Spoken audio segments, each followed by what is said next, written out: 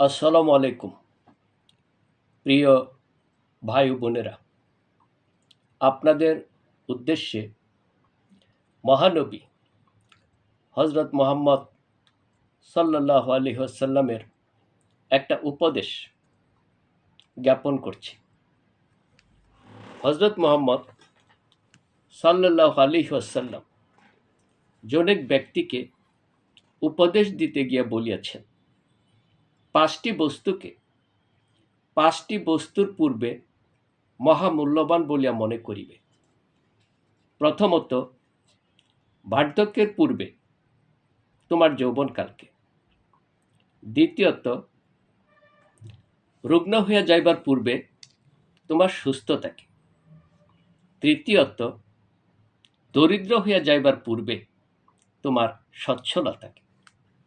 চতুর্থত, ব্যস্ততা আসার পূর্বে তোমার অবকাশকে।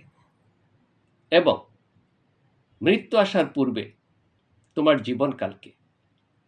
মেশকাত শরীফ।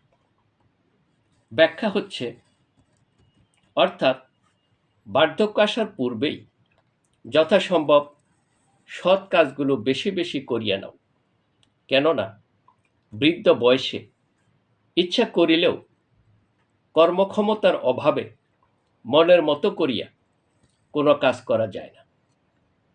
তোমার দৈহিক সুস্থতার সময় পরকালীন মুক্তির জন্য প্রস্তুতি সারিয়ে নাও, কেননা অসুস্থ হইয়া গেলে কোনো ভালো কাজ করা তোমার পক্ষে সম্ভব নাও হইতে পারে। সচ্ছলতা থাকা অবস্থায় আল্লাহর পথে খরচ করিয়া পরকালের মুক্তির জন্য পুঁজি বানিয়ে নাও, কেননা সম্পদ কখনো কাহারও নিকট চিরস্থায়ীভাবে থাকে না। যদি হঠাৎ করিয়া তোমার সম্পদ চলিয়া যায় আর তুমি যদি গরিব হইয়া যাও, তাহা হইলে আল্লাহ রাস্তায় খরচ করার মতো আর সুযোগ পাইবে না।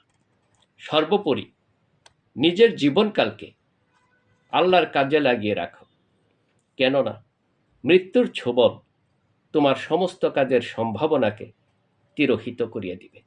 আসসালামু আলাইকুম।